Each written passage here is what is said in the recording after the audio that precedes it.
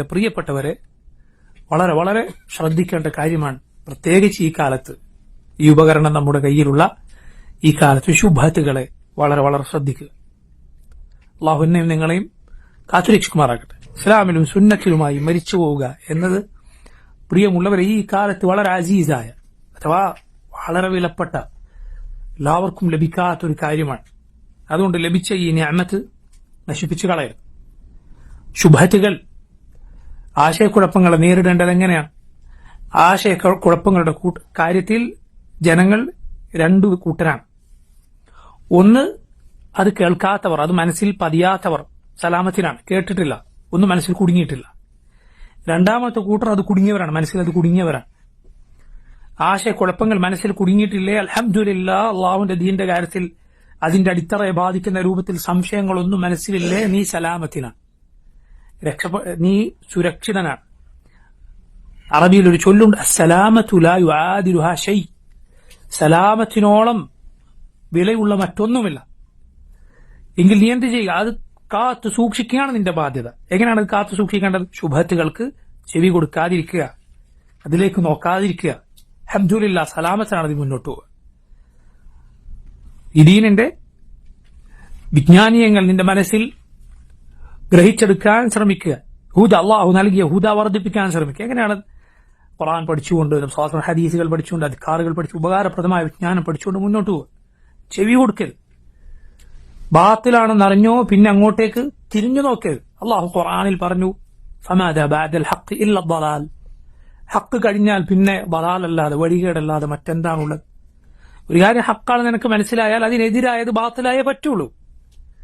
ഒന്നും രണ്ടാണ് എന്ന് നീ മനസ്സിലാക്കിയാൽ, ഒന്നും മൂന്നാണ് എന്നൊരാൾ പറഞ്ഞാൽ തെറ്റാണെന്ന് മാത്രമല്ല, തെറ്റായേ പറ്റൂ, തെറ്റായേ തീരൂ എന്നതുപോലെ നീ മനസ്സിലാക്കുക. ഹക്കാണോ ബാത്തിലാണ് ഒരാൾ പറയും, ശിർക്കാണ് സംസാരിക്കുന്നത്, ബിദ്അത്താണ് സംസാരിക്കുന്നത്, ഹദീസ് നിഷേധമാണ് സംസാരിക്കുക എന്നൊക്കെ മനസ്സിലാക്കി കഴിഞ്ഞാൽ ആ ഭാഗത്തേക്ക് തിരിഞ്ഞു നോക്കാതിരിക്കുക. ഇതീ നീ വളരെ ശ്രദ്ധയോടെ കരുതലോടെ മുറുകെ പിടിക്കുക. ഇന്ന ഹാദൽ ഇൽമ ദീനുൻ ഫൻദുറു അമ്മൻ തഅഖുദൂന ദീനക്കും. ഈ അറിവ് അത് ദീനാണ്, ദാരിൽ നിന്ന് സ്വീകരിക്കുന്നു എന്ന് നിങ്ങൾ ശ്രദ്ധിച്ചുകൊള്ളുക. അഹ്ലുസുന്നത്തിന്റെ സത്യസന്ധതയുടെ അറിവിന്റെ ആളുകളിൽ നിന്ന് മാത്രം അത് സ്വീകരിച്ചുകൊള്ളുക. രണ്ടാമത്തേത്, അതുപോലെ ആ ഹിദായത്ത് നിലനിർത്താൻ അള്ളാഹുവിനോട് തേടുക. രണ്ടാമത്തെ കൂട്ടുകാരാണ് ഇത് വല്ലതും മനസ്സിൽ പതിന്നവരാണ്. എന്തോ അയാൾ വായിച്ചുപോയി, അല്ലെങ്കിൽ കേട്ടുപോയി, കണ്ടുപോയി, ഇതിലൂടെ ദീനിന്റെ അടിത്തറയെ ബാധിക്കുന്ന എന്തെങ്കിലും സംശയം മനസ്സിൽ കുടുങ്ങി, ബിദ്അത്തോ അല്ലെങ്കിൽ കുഫ്റോ ശിർക്കോ ബന്ധപ്പെട്ട ഒരു സംശയം മനസ്സിൽ കുടുങ്ങി എങ്കിൽ സുബ്ഹാനല്ലാഹ്, അത് പരിഹരിക്കാനുള്ള ശർഈയായ മാർഗങ്ങൾ നീ സ്വീകരിക്കുക. അതിൽ വളരെ വളരെ വളരെ പ്രധാനപ്പെട്ടതാണ് നീ ആദ്യം മനസ്സിലാക്കുക, ഇതിന് മറുപടി ഉണ്ട്, ഇതിനൊരു ജവാബുണ്ട്.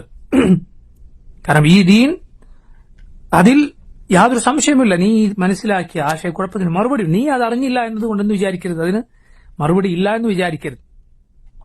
രണ്ടാമത്തെ കാര്യം, നീ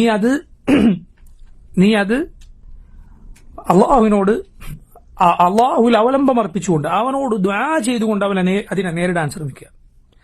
ആളുകളുടെ അരികിലേക്ക് സംശയ നിവാരണത്തിന് പോകുന്നതിനപ്പുറം നീ ശ്രദ്ധിക്കേണ്ട റബ്ബിൽ ഖൽബ് അവലംബിക്കാനാണ്. അള്ളാഹുവിനോട് നീ സത്യസന്ധമായി തേടിയാൽ അള്ളാഹു മനസ്സിൽ നിന്ന് ശുഭത്തുകൾ നീക്കി തരും. ശൈഖുൽ ഇസ്ലാം ഇബ്നു തൈമിയ്യ റഹിമഹുല്ലാഹ് അദ്ദേഹത്തിന്റെ ചരിത്രത്തിൽ കാണാം, ഒരു മസ്അല, ഒരു ശുഭത്ത് എന്നല്ല, ഒരു കേവല ദീനിൽ ഒരു മസ്അല മനസ്സിലാക്കാൻ സാധിക്കാതെ പോയാൽ അദ്ദേഹം ആളൊഴിഞ്ഞ ഏതെങ്കിലും മസ്ജിദുകളിലേക്ക് ചെല്ലുകയും ധാരാളമായി ഇസ്തിഗ്ഫാർ നടത്തുകയും അള്ളാഹുവിന് സുജൂദ് ചെയ്യുകയും എന്നിട്ട് അള്ളാഹുവിനോട് പ്രാർത്ഥിക്കുകയും ചെയ്യുമായിരുന്നു.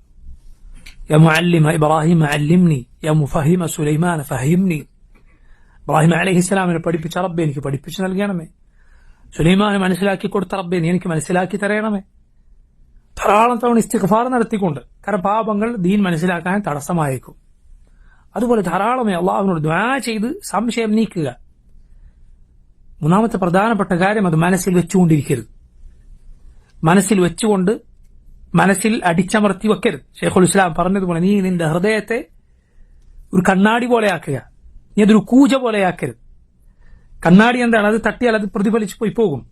എന്നാൽ ഒരു കൂജയിൽ അതിൽ എല്ലാം ഇങ്ങനെ അതിൽ അടിഞ്ഞുകൂടിയിരിക്കും. അതൊരു പക്ഷെ പുറത്തേക്ക് വരിക മരണസമയത്തായിരിക്കും. അതുകൊണ്ട് അത് വെച്ചുകൊണ്ടിരിക്കരുത്.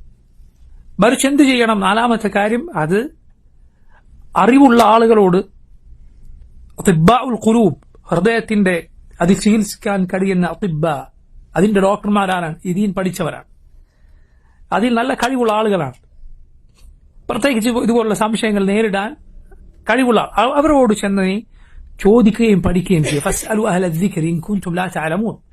അറിവില്ലെങ്കിൽ നിങ്ങൾ അറിവില്ല എങ്കിൽ നിങ്ങൾ അറിവുള്ള ആളുകളോട് ചോദിക്കും. അഞ്ചാമത്തെ വളരെ പ്രധാനപ്പെട്ട കാര്യം, നിന്നെ പോലുള്ള ആളുകളുടെ അരികിൽ നീ അത് പ്രചരിപ്പിക്കരുത്. മനസ്സിലായില്ലേ? അങ്ങനെ ഒരു സംശയമുണ്ട്, ഒരു വാട്സപ്പ് ഗ്രൂപ്പ് അതിലുണ്ട്, അതിന്റെ പോലെ കുറെ ആളുകളുണ്ട്, ഒരു സംശയമുണ്ട്, അറിയുന്ന ആരെങ്കിലും ഒന്ന് പറഞ്ഞുതരൂ എന്ന് പറഞ്ഞ് അങ്ങ് വിടലാണ്. ചെയ്യരുത്. കാരണം അതിൽ ഞാൻ നേരത്തെ പറഞ്ഞ സലാമത്തിലുള്ള ആളുകൾ ഉണ്ടാവും, അവരുടെ മനസ്സിൽ, നിന്റെ മനസ്സിൽ പതിന്ന ഈ സംശയം വെറുതെ ആളുകളുടെ മനസ്സിൽ ഇട്ടുകൊടുക്കുക. ഏതെങ്കിലും കേവലമായ ഫഖ്ഹിയായ മസ്അലയുടെ കാര്യമല്ല ഞാൻ പറയുന്നത്.